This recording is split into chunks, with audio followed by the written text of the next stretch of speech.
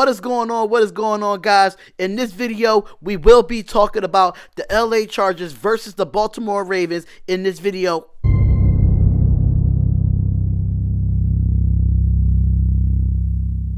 what is going on, guys? What is going on, guys? It is Darrion from the Spotlight Sports Talk, and we're here to do a wild card game in the AFC that went down earlier today.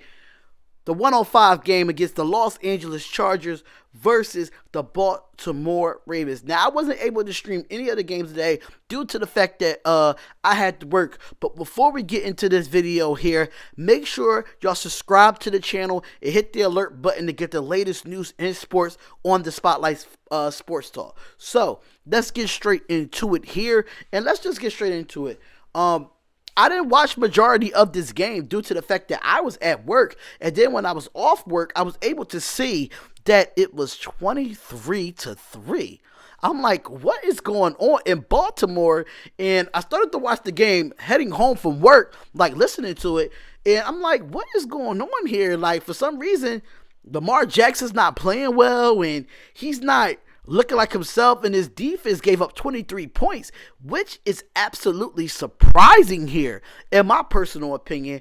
But I was able to watch the whole fourth quarter on my way to home to watch the rest of the NFC wildcard game.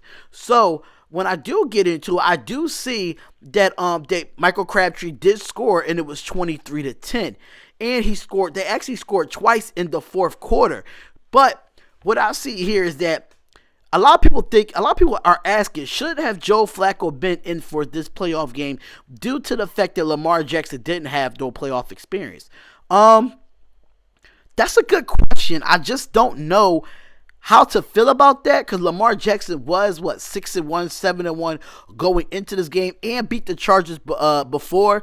But I had that feeling that the Chargers was going to come in here and look at that game and look at the Cleveland game for Week 17 and apply it into this game in the playoffs. That's exactly what happened there.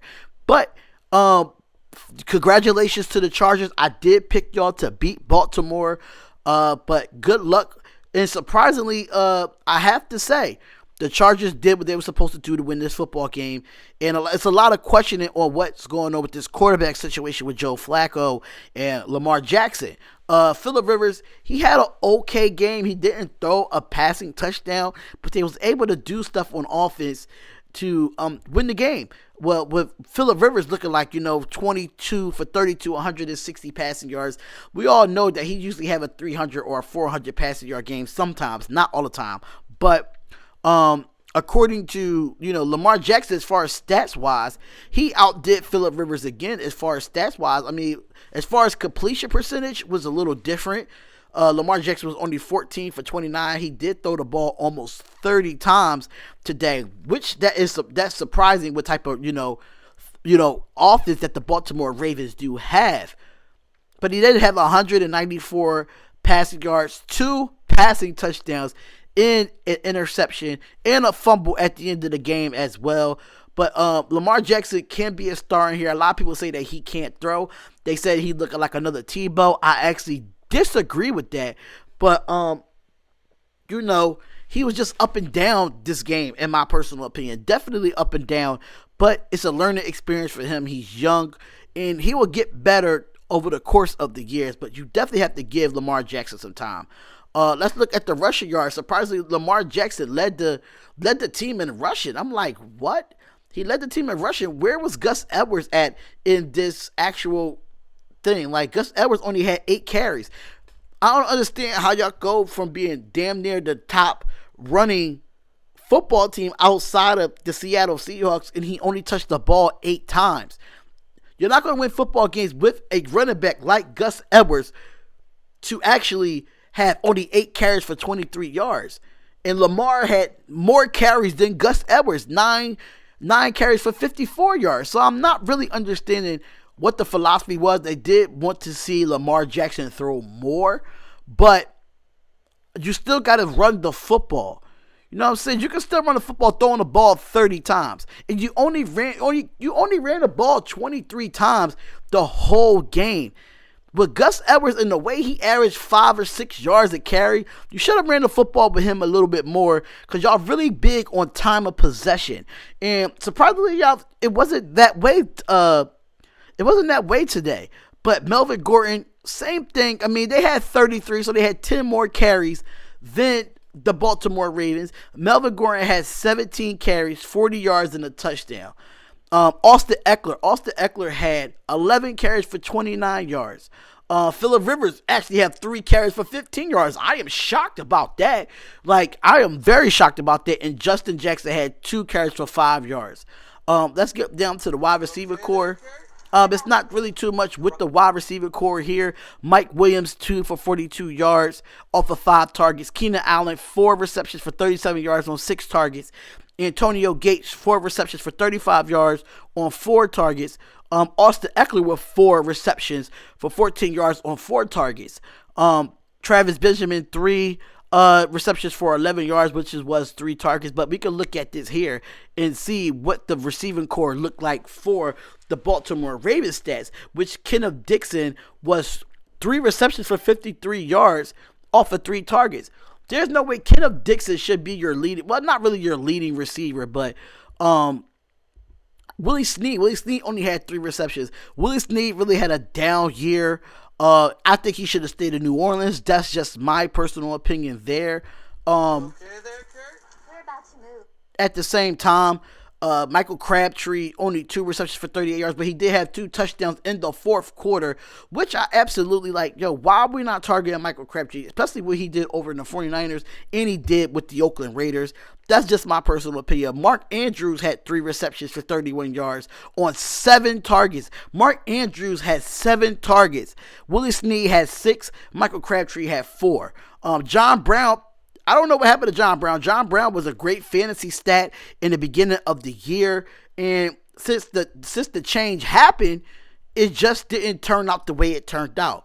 But as far as this game goes, this was a heck of a game where a lot of things could have been changed. A lot of ways could have been, happening. But let's go straight into the team stats of this game here, where you had, it really was neck and neck according to the stats here. You did have the LA Chargers with 243 total yards to Baltimore's 229 total yards. What killed the Baltimore Ravens in this game was the 3 turnovers that they had. It looked like it had 3 fumbles in this game, and the Chargers only had 1, but the turnover ratio could definitely be the aspect on why you win or lose a football game. The Chargers had 14 first downs compared to Baltimore's 11. Time of possession, surprisingly, this is a big stat for me because you all know Baltimore Ravens are really big on time of possession. And the Chargers had more time of possession time than the Baltimore Ravens, which they had 33 minutes and 40 seconds compared to 26 minutes and 20 seconds. This is a surprising stat for me due to the fact that we all know Baltimore is great for time of possession and keeping the football out of the other team's hands. So that stat is really, really weird for me to see that Baltimore was outplayed as far as time of possession wise. All right, so we go straight into 4. I think we already did the first downs. It was 14-11 Chargers. Third down efficiency. It was kind of neck and neck. The Chargers was 6 for 17 on third down efficiency, knowing the Baltimore Ravens was 5 for 15. Fourth down efficiency, Baltimore Ravens was 2 for 2. Ravens was 1 for 1. Total plays, 66 to 59 Chargers. Total yards, 243 to 229. You had total drives. The Chargers had one more drive more than the Baltimore Ravens. So my personal opinion there, it was it's just all about what happens when it matters at the end. So let's go to yards per play. They was under 4 yards per play, so this was definitely a defensive game. But rushing yards, even the fact that they carried the football more, Baltimore, the Chargers, but the Baltimore Ravens had more yards by 1 point though. It was 89 to 90 Ravens. Rushing attempts 33 to 23. Red zone attempts, Chargers was 1 for 3. Ravens was 1 for 2. It was just a defensive game. Nobody really could score like that. It came down to penalties as well. Penalties is definitely a big factor in a game as well, with penalties, with Chargers with 5 for 35 yards, but the Baltimore Ravens had 7 for 41 yards. Turnovers. We had 2 fumble losses and 1 interception for this game, and the Chargers kind of controlled this game due to the time of possession, in my personal opinion. The Chargers do go into New England next week in the divisional playoff, go to New England Patriots. I'm going to make my pick later on in the week, but right now, I do love what the Chargers is doing. They got their redemption. I did pick them to beat the Baltimore Ravens, but at the end of the day, y'all, it was a great divisional weekend, and we had some good games on. We really did have some good games on, but let me know what y'all think about this video. Let me know what y'all think about my recap with y'all about the LA Chargers beating the Baltimore Ravens 23-17. So please comment, like, and subscribe to the channel. It is the Spotlight Sports Talk, and we see y'all in the next video. Peace.